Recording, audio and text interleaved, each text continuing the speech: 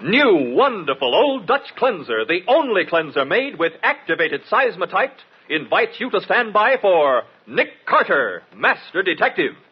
Today's Nick Carter adventure starring Lon Clark, The Case of the Vanishing Weapon.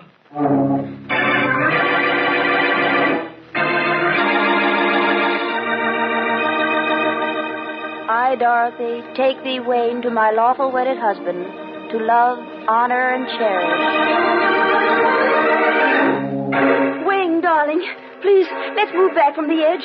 High places always frighten me, and... Wayne, no! Don't, Wayne! No!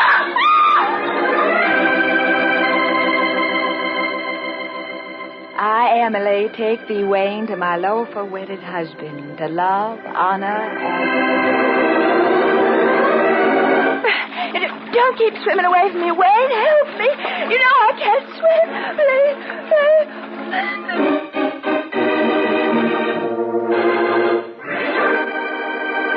Now, Nick Carter and the Case of the Vanishing Weapon, brought to you by new wonderful Old Dutch Cleanser. It's 4:20 in the afternoon of an extremely warm day. Driving back to the city, Nick and Patsy meet a car rushing toward them at top speed on the left side of the road. Get over, you idiot! Nick, it's a woman. She's going to hit us. Nick, she ran right into us. Couldn't get out of her way because of that fence. But at least we avoided a head-on collision. She only struck the back end of the car. I wonder if she's hurt. Come on, let's see. Yeah. Oh, Nick, she caromed off your car right smack into that tree. She must have been ill. I saw her just before we crashed. Slumped over the wheel. There she is. Oh, Nick, she was thrown through the windshield. Yeah.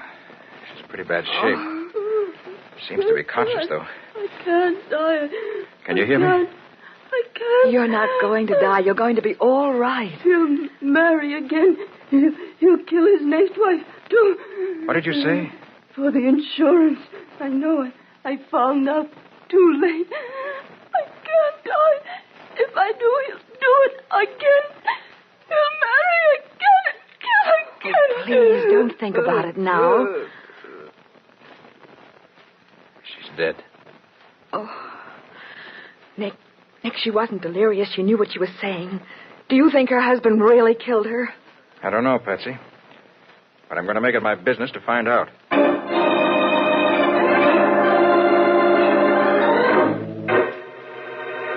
In just a moment, we'll return to The Case of the Vanishing Weapon, today's adventure with Nick Carter.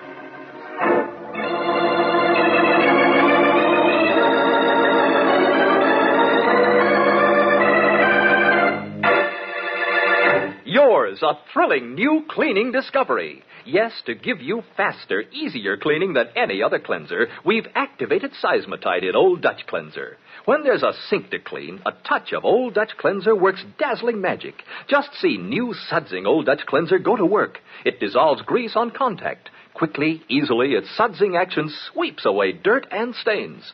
Snowy white Old Dutch Cleanser cleans fast, safe, sure, leaves no gritty sediment, rinses away completely, doesn't clog drains. Get 2 cans of Old Dutch Cleanser, one for the kitchen, one for the bathroom. Old Dutch Cleanser, the only cleanser made with activated seismotite.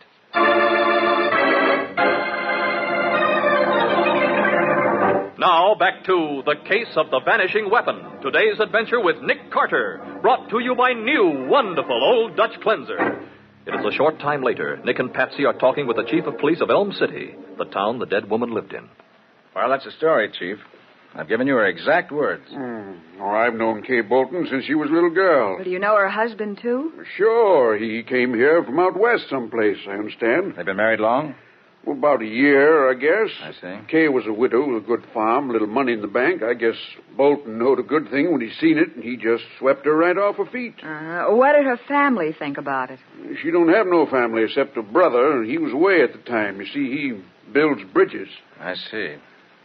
Hey, Chief, did you notice that the windows in Mrs. Bolton's car were all shut up tight? On a day like this, it must have been sweltering in there. Yeah, it would be. Well, Kay had hay fever kind of bad. I heard her say many times she'd rather roast than sneeze her head off from the pollen in the air. Yes, but that's no reason to have the heater on. The heater? Yeah. When I examined the wreck, I noticed that the heater was on full blast. Nick, you said she was slumped over the wheel as though she were unconscious just before the collision. Yeah? Maybe she passed out from the heat. Well, now, that don't make sense, Miss Bowen. If it was that bad, seems like even Kay'd stop and cool off. Hay fever, no. I'd think she would. But suppose she were unconscious from carbon monoxide fumes or something. Huh? You mean Bolton might have done something to the exhaust pipe so them fumes go inside? Maybe. But she wasn't unconscious when you got to her. No.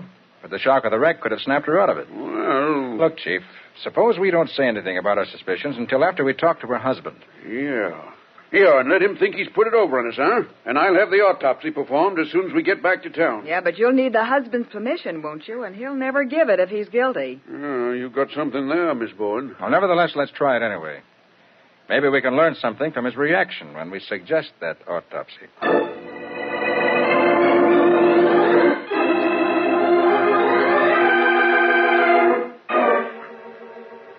An autopsy, nothing doing. Kay suffered enough already. Just a minute, Bolton. Kay was my sister as well as your wife.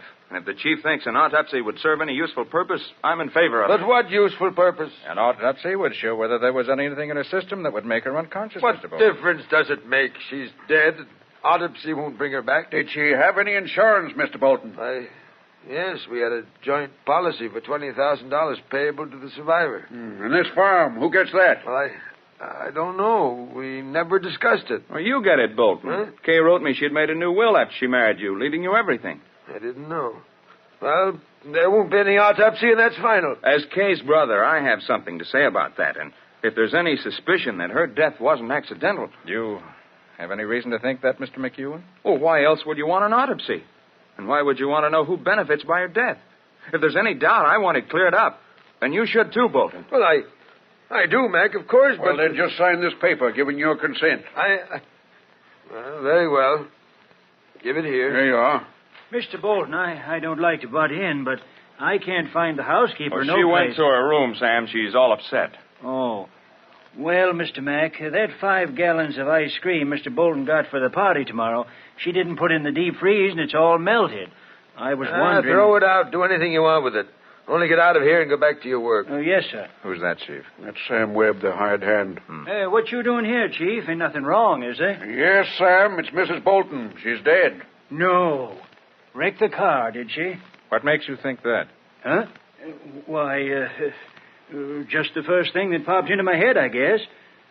Besides, I thought she wasn't in no condition to drive when she come out to the barn and drove off. What? You mean she was ill? Oh, no, ma'am. She was mad. Blazing mad, if you ask me. Folks can't keep their mind on their driving when they're like that. What were you doing in the barn? I thought I told you to mend that fence at the bottom of the west pasture. Well, I finished up early, Mr. Bolton.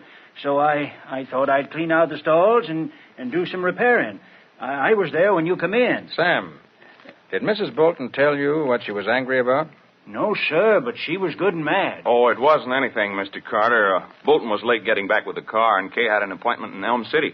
She was mad because she was going to be late. I couldn't help being late. I was delayed. Was there a quarrel, Mr. Bolton? Of course not. Kay was always flying off the handle, but it didn't mean anything. I sent Mac out to the car for the rest of the supplies I'd brought back while I tried to talk her out of it, but I couldn't. I see. Well, thanks for giving your consent to the autopsy, Mr. Bolton. May I answer some very important questions?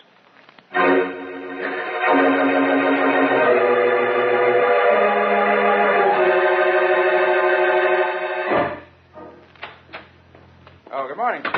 Oh, yeah, hello, Carter. Miss Bowen. Hello. Oh, gosh, what a night. I was down at the blame garage till 6 o'clock this morning. Oh, did the mechanic find anything suspicious? Well, the car was smashed up pretty bad, but he swears the wreck didn't affect nothing that could have caused the accident. Well, did he check the steering gear, the brakes? Yeah, and the muffler, too. Nothing had been tampered with.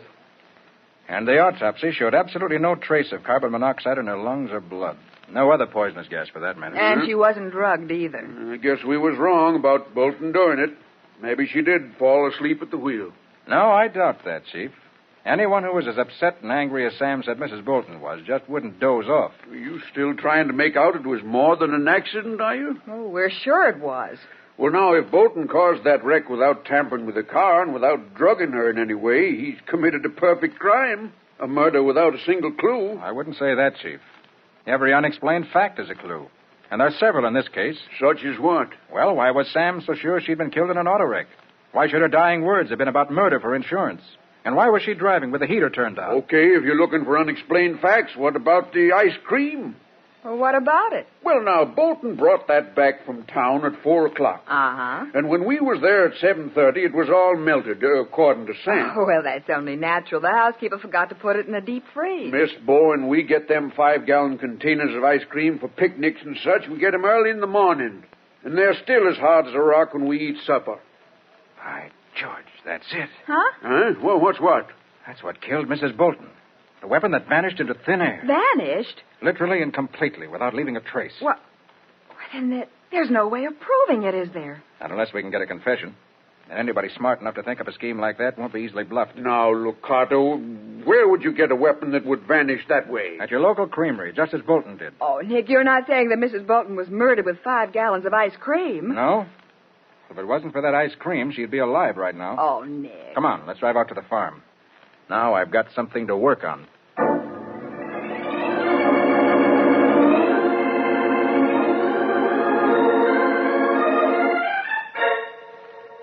Why, no, Carter. I carried that container of ice cream into the house from the car without opening it. But Bolton...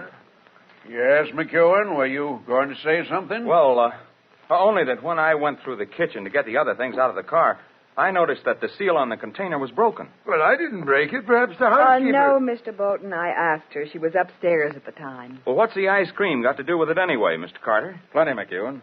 Those 5-gallon containers are in 2 sections. One for the ice cream itself, and one that holds dry ice to keep it from melting. So what? Did you ever notice how drowsy you get in the crowded room where the air's stale? Well, sure. That's because the oxygen in the air has been used up. And replaced with carbon dioxide, which people have exhaled. That's what happens when we breathe. Well, come to the point, Carter. All right, I will. When I examined your car just after the wreck, Mr. Bolton, I found a few small pieces of dry ice in the heater. Dry ice is nothing but carbon dioxide in a solid form. In the heater of your wife's car, it melted, fast, and flooded the car with carbon dioxide. And with all the windows closed, it must have been 10 times as bad as the most crowded, stuffy room you ever saw. And that's why she went to sleep at the wheel. That's fantastic. You think somebody took the dry ice out of that ice cream container and put it in the heater of the car To make her wreck the car and kill herself. Yeah, Mr. Bolton, that's exactly what we think. Then it must have been Mac. Why, that's a lie. You went through the kitchen when I left the ice cream and then went out to the car for the rest of the things. You must have opened the package and... Are you accusing me of murdering my own sister? It had to be you. Nobody else could have done it. No? Well, who got her to take out that insurance policy? Huh? Who inherits this farm and everything else she owns? That doesn't mean... I don't get anything out of her death, and I don't want to. But you get Now, plenty. calm down, I'll bet... Mac, calm down. She was all I had. And he killed her. He killed her. I did not. You did it yourself. And now you're trying All to... right, hold it. Hold it. I know how we can find out who put that dry ice in the heater. How? Ask Sam, your hired man. Sam? What would he know about it? He was in the barn from the time you drove in with the ice cream, Mr. Bolton, until your wife left about 10 minutes later. Dry ice melts fast, very fast. To be effective, it'd have to be put in sometime during that 10 minutes. Sure. You're right, Mr. Carter. Sam must have seen him putting that stuff in the heater. That's why he figured Kay was killed in a wreck. Yeah, maybe he didn't think nothing of it at the time, but afterwards he realized what he saw. And then maybe he figured he could get paid for not talking. Well, he'll talk now. He'll talk or I'll break him in two. All right, no, McEwen. You and Bolton will stay here with the chief. Patsy and I'll go talk with Sam. And after we do, Chief, I think you'll have a new boarder at the county jail.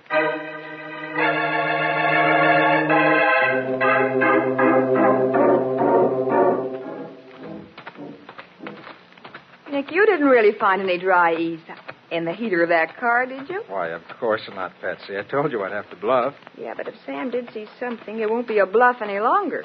Oh, yes, it will. You may have seen something, but he couldn't tell what was actually going on inside the car from back in the stalls where he was working. No, I guess not. But maybe we can use Sam's testimony to frighten the killer into giving himself away. Oh, here, this must be Sam's shack. Uh-huh.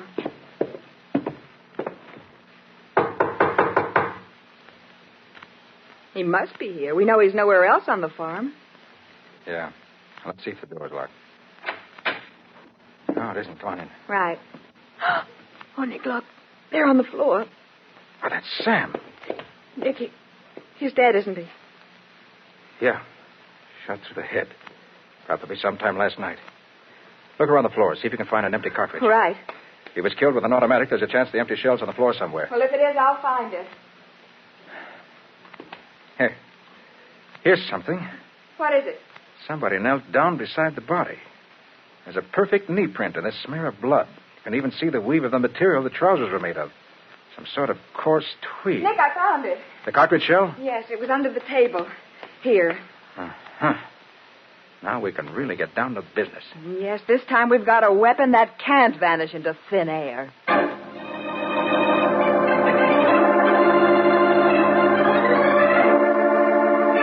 An empty cartridge case, the first bit of concrete evidence the wife killer has left in a series of 5 murders. But Nick still faces the problem of proving his guilt. We'll see what happens in just a moment.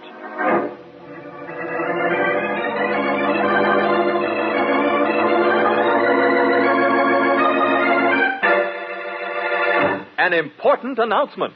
Coming next week on Nick Carter, Old Dutch Cleanser's big new contest.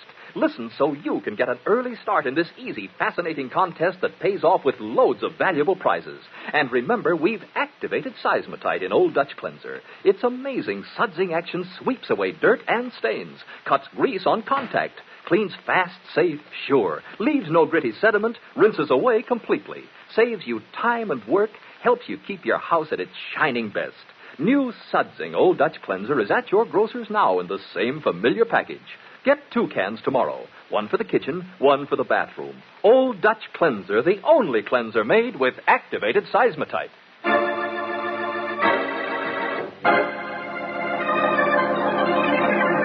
Now, back to The Case of the Vanishing Weapon. Today's adventure with Nick Carter, brought to you by Old Dutch Cleanser.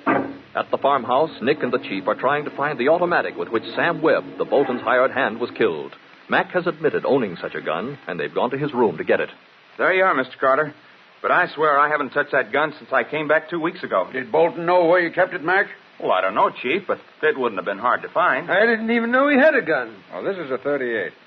Sam was killed with a 32. A 32? Then Bolton must have used Kay's gun. What are you talking about? Kay didn't own a gun. Why, you're a liar. She had a 32 automatic for years, kept at her bedside table, and you know it. That's not true. You can come and look for yourself, Chief. Our room is right across the hall. But you won't find any gun there. No, don't expect to, not now. Oh, here's your gun, McEwen. Oh, well, thanks, Mr. Carter. But Kay did have a gun. Charlie must have seen it hundreds of times. Don't worry. We'll get at the truth. There, look for yourself. Do you see a gun in that drawer? Kay wouldn't have a gun in the house. All right, let's forget about that for a minute. Who owns a tweed suit? A tweed suit, Mr. Carter? Why? We found evidence proving that Sam's killer was wearing a suit of coarse tweed at the time of the murder. You have one? Why, no. Neither do I. Well, you shouldn't have said that, Bolton. I've seen you wearing a tweed suit 100 times. Well, I did have a tweed suit, but Kay gave it away last week. It was worn out. Who'd she give it to? I don't know. She didn't Why, say. Bolton, I saw that suit hanging in your closet only yesterday. I'll bet it's there right now. What? Well, it's gone. Naturally. Of course it is. Any fool would know enough to get rid of a piece of evidence like that. I tell you, I haven't had it for over a week. Wait a minute. You went down in the cellar carrying a bundle this morning, Bolton. That was the garbage. Mrs. Lawrence always puts the garbage in a paper bag. The bundle you had was wrapped in newspaper. It was not. It was a paper bag. And then I heard the furnace door. I always burn the garbage in the furnace. You know that. Bolton, suppose we take a look in that furnace and see what else you was burning.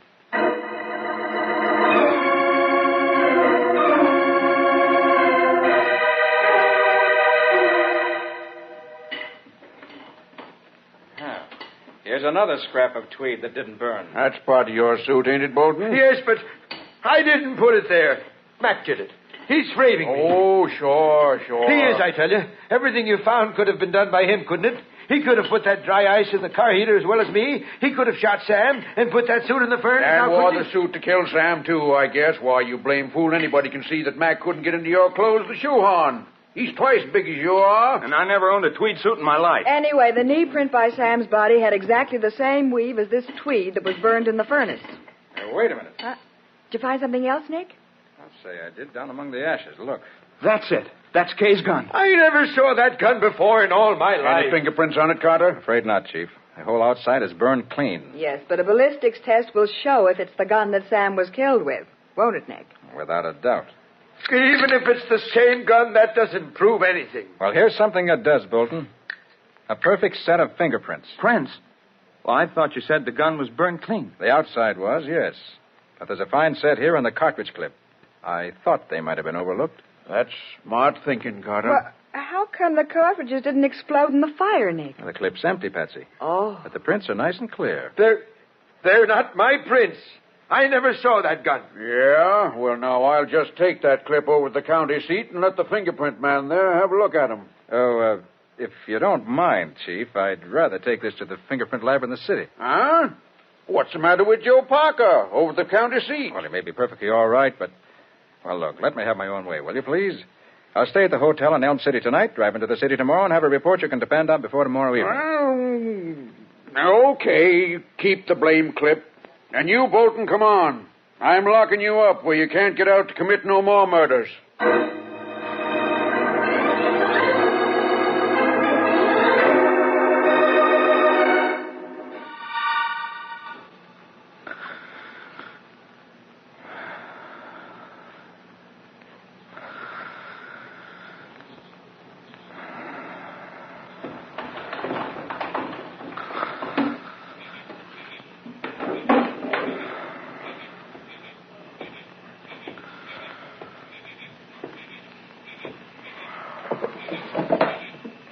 Who's there?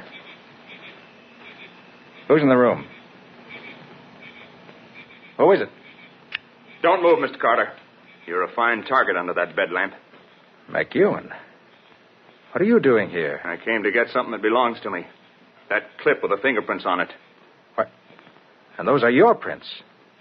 Bolton was telling the truth. You killed Sam. Sure I did. I couldn't let him tell about seeing me put that dry ice in the heater of Kay's car, could I? And he said he had been in the barn at the time. I had to get rid of him. And all the evidence against Bolton. You planted it yourself. Why not?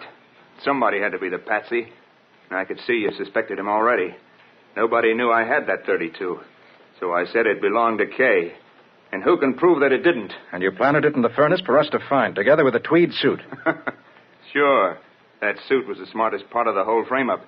Kay gave it to Sam. It was hanging right there in front of me when I shot him. But you couldn't have worn it. It was too small for you. No. But I could wrap it around my knee and then make a print in that blood stain, couldn't I? Didn't tell you I saw Bolton trying to burn it. You thought of everything, didn't you? Everything but that cartridge clip with my fingerprints on it. Where is it, Carter? Or do I put a bullet in your head? All right, you win. It's in the left-hand top dresser drawer, wrapped in a handkerchief. Yeah? Thanks for making it easy. First, we'll wipe these prints out.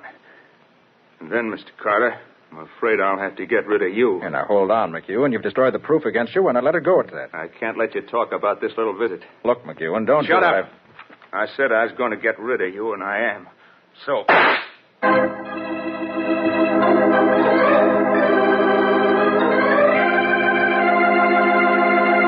As Mac points his gun at Nick's head and pulls the trigger, he stands only a few feet away, too close to miss.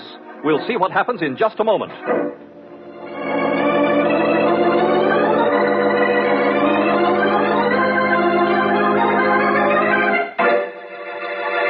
Here's a wash day tip. Keep your washer sparkling clean inside and out with wonderful new Sudsing Old Dutch Cleanser. Yes, a touch of Old Dutch Cleanser cuts grease on contact, sweeps away dirt and stains almost like magic. You'll be amazed at the new sudsing action of Old Dutch Cleanser. Snowy white, leaves no gritty sediment, rinses away completely. It's been granted the Good Housekeeping seal. Yes, ladies, for faster, easier cleaning than you've dreamed possible, switch to new Sudsing Old Dutch Cleanser, the only cleanser made with activated seismotite. And next week, Old Dutch Cleanser's wonderful new contest starts. Easy to enter, easy to win. It's loads of fun with loads of valuable prizes. Hear all about this sensational new contest and how you may win next week on Nick Carter.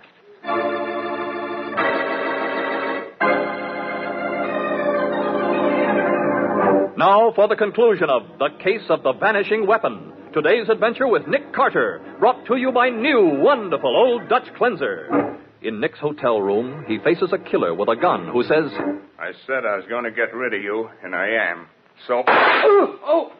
You had a gun all the time, under the bedclothes. Sorry, Mac. I tried to warn you. Nick? Nick, are you all right? I'm okay, Patsy. But our friend here has a bullet in his arm. Come on in. If you're all down a shorthand, Nick, the microphone picked up every You word mean he said. this was a trap? You bet it was. See, I expected you to come for that cartridge clip. If my gun hadn't jammed... It didn't jam. I took all the bullets out of it when I examined it out at the farmhouse today.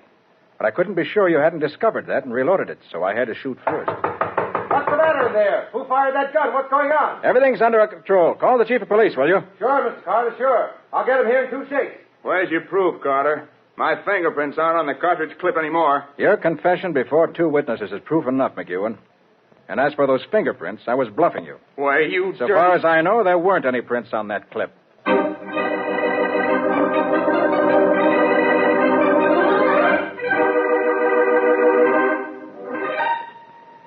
Nick, how did you know Wayne McEwen killed his sister and Sam Webb? Well, I was pretty sure of it from the moment we found out how McEwen's sister was killed. Done that. Mm-hmm. Furthermore, every bit of evidence we had against Bolton came directly from McEwen. Chief, did you find out why he killed his sister? Yeah, he told us all about it at the jailhouse.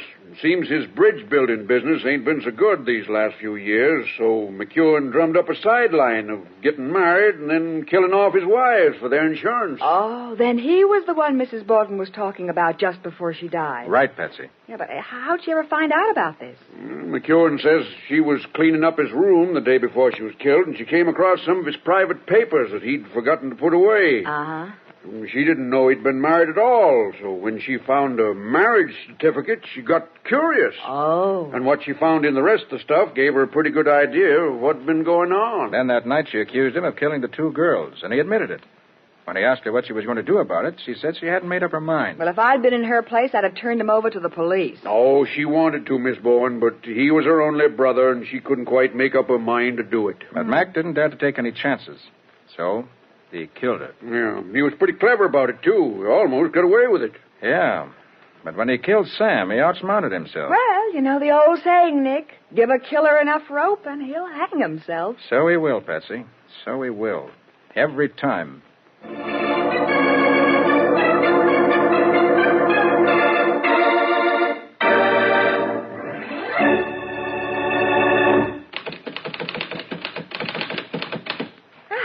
Well, Nick, that's the last of them. Okay, Patsy, that's all for now.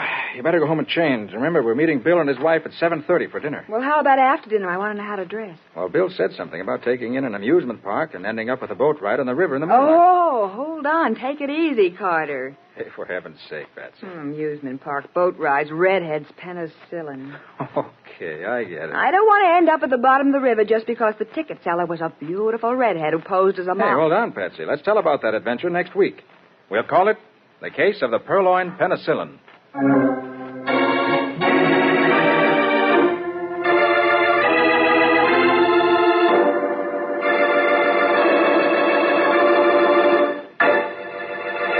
Ladies, have you discovered Delrich margarine? Delicious, rich Delrich makes friends at first taste. Full-flavored, it's the perfect spread for bread, rolls, toast. Try Delrich in your cooking and baking, too. Mighty good, mighty economical. Only Delrich gives you the original easy color pack, the easy, modern way to color margarine. And, where state laws permit, ask for Delrich in golden yellow quarters. Delrich, America's new favorite. Del for delicious, rich for rich, full flavor. Get Delrich margarine tomorrow, for Delrich makes friends at first taste.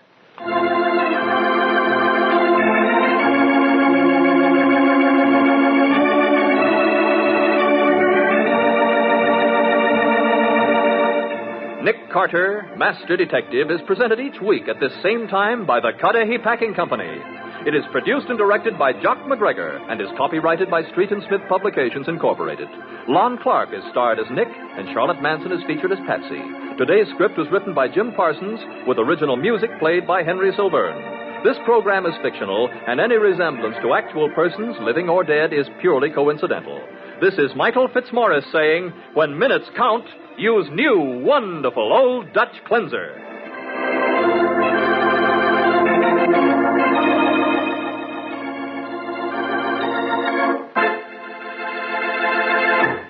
This is the Mutual Broadcasting System.